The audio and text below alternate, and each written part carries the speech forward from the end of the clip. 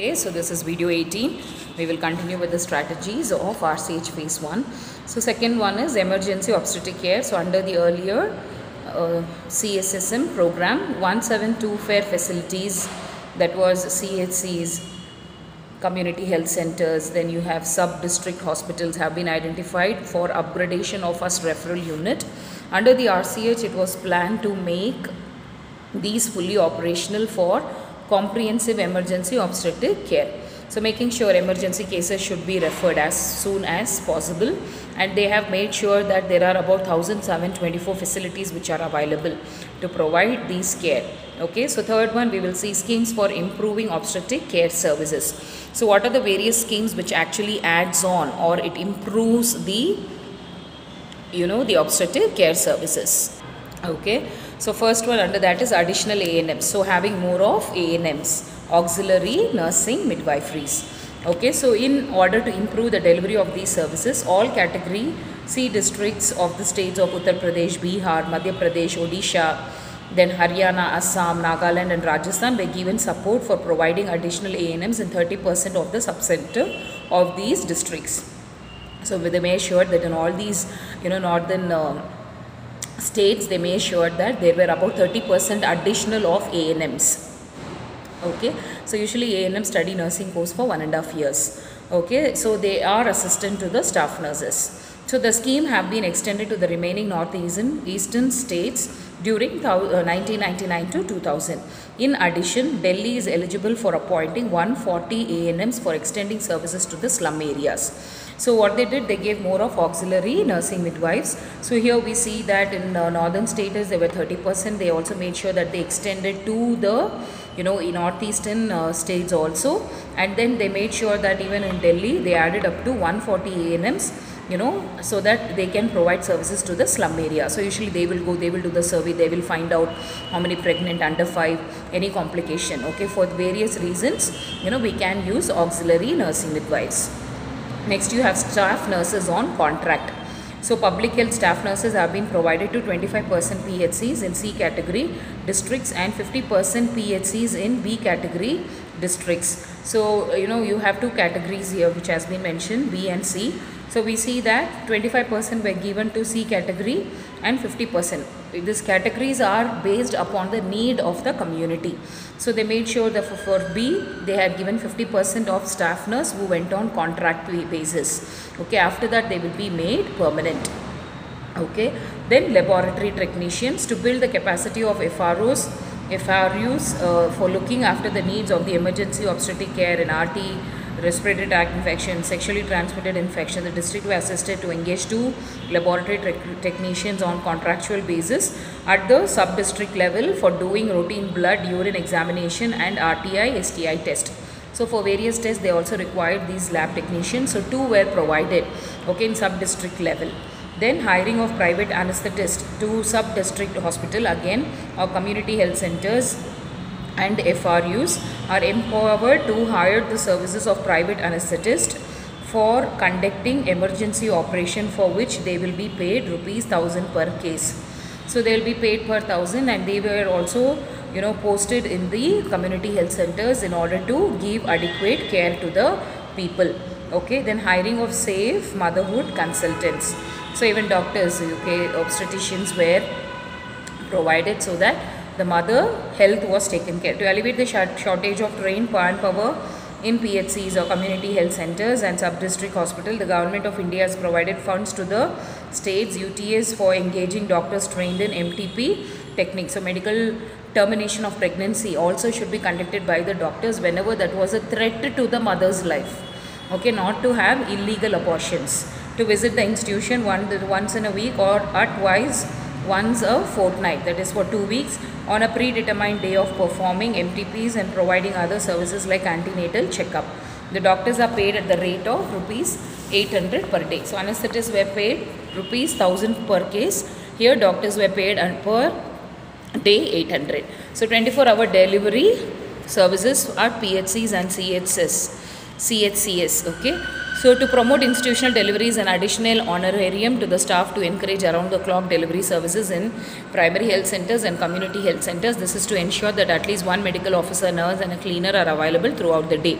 So they made sure that 24 hours they are there. So accordingly, they were also given honorarium in terms of incentives. Okay, so make sure that there are constantly, the PHC or CHCs are working constantly, so that any time mother comes for pregnancy, we should have people who will be able to help in the mother's delivery. Then you have referral transport. So provision has to be made to assist women for indigent families to reach the nearest health facility by hiring locally available transport in 25% of the sub-center in selected states, by providing a lump sum corpus found to panchayats through the district family welfare offices. So here we see that referral, like transport availability of ambulance should be ready. So in emergency case, if the mother has to be shifted, then the PHCs or the CHS should make sure that it is provided to them. Then TBA training. So under the CSSM program, which was started in the year 92 to 97, TBA training was a uniform countrywide activity. A new scheme for the training of DAIs has been initiated in 2000-2001, initially in 142 districts in 15 states of the country having low safe delivery stage, that is below 30%. Now TBA training is nothing but providing training to the DAIs. I hope you would have known about DAIs, right? So they will select in a particular village. So here it is said, accordingly, whenever safe delivery was below the rate of 30%, so there they will make sure that the medical officer and the staff nurses, they will select few ladies who are capable to understand, and they will be training them to conduct safe delivery at the home setup itself. Okay, so the DAIs can go to their home and they will conduct the delivery, provided that they will have a sterile delivery kit. So training will be given how to use it. So there are old ladies who naturally conduct delivery in the villages, like experienced aunties or experienced dadis, old ladies, okay, grannies. They do it, but then we pick them up because they might use just a blade, and they might just tie the thread and all those stuffs. So here in this delivery kit, in the sterile delivery kit, which will be given to the DAI, and they will be trained to where the DAI should wear the glove, and she has to wear the apron, and then she has to use sterile clamp will be there, sterile clamp, and then or sterile thread to ligate the umbilical cord, then blade. All the sterile items will be kept in it, and hand washing. She has to do hand washing, wear all this, and she should be able to deliver the baby. So episiotomy, for episiotomy again, suturing material, sterile scissors. So everything will be kept in the kit. So this has to be trained to the DAI.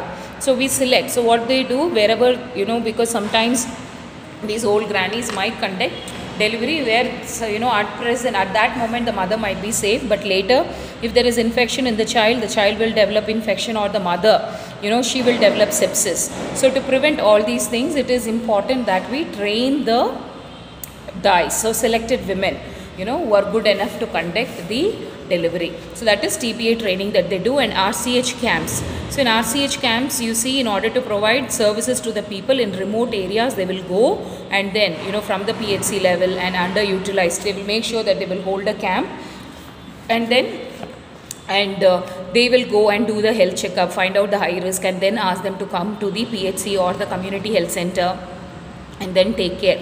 So this is being implemented in almost 102 districts in 17 states. So these are the various schemes of improving obstetric care services under phase 1.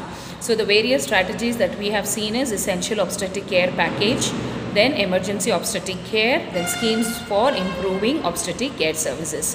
Next we will go to RCH phase 2. So the country has initiated the RCH phase 2 program as scheduled from 1st April 2005. So it was initiated from 1st April 2005. Then this program implies a paradigm shift looking upfront at performance. So this is actually ahead of phase 1.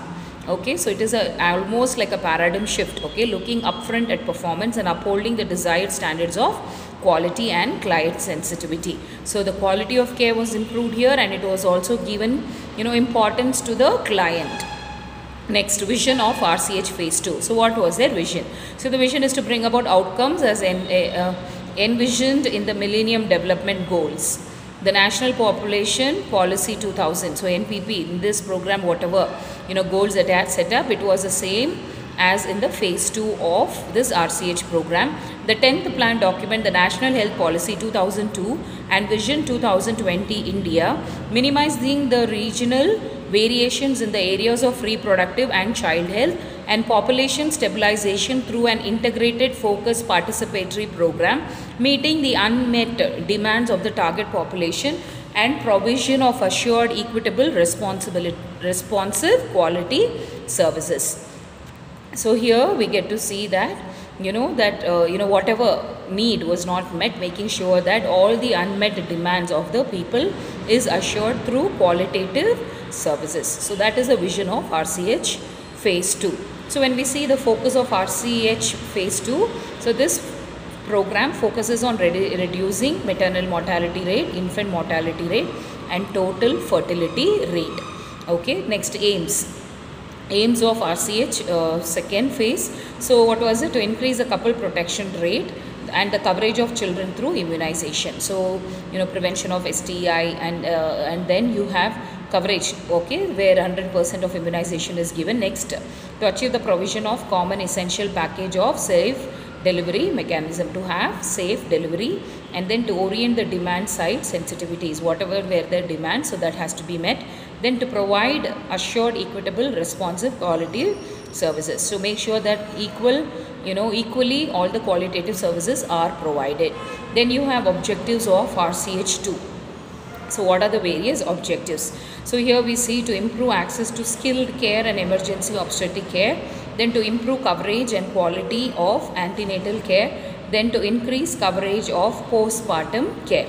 So making sure that all the care is given, so they should be skilled, then quality of the antenatal care should be given, then postpartum care, covering all the mothers who have delivered.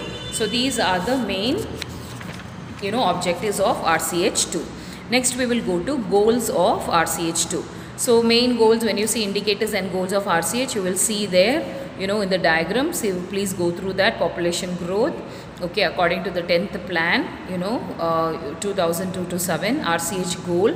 So how much they have reduced, the infant mortality rate under 5, how it has been reduced. So each phase you can go through it and study it.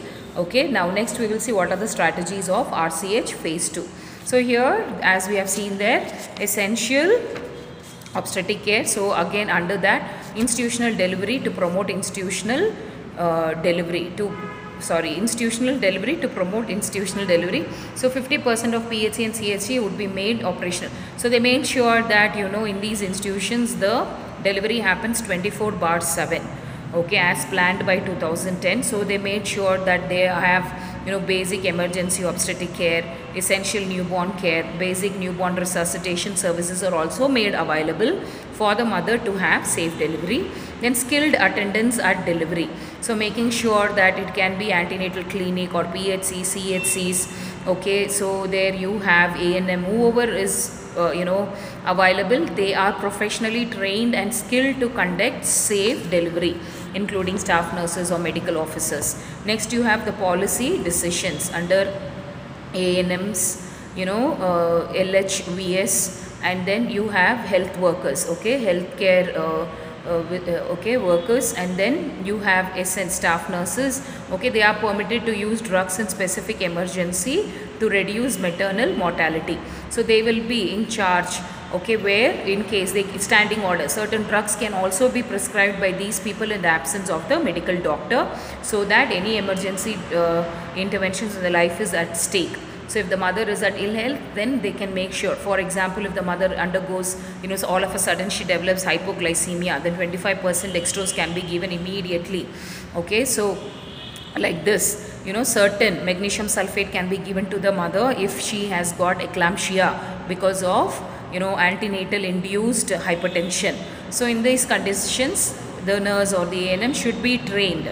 Okay, so healthcare workers whoever are there available okay, making sure that they should be able to, so licensed health workers, okay, so they should be able to give the medication to the doctor, I mean to the patient. Next, emergency obstetric and neonatal care.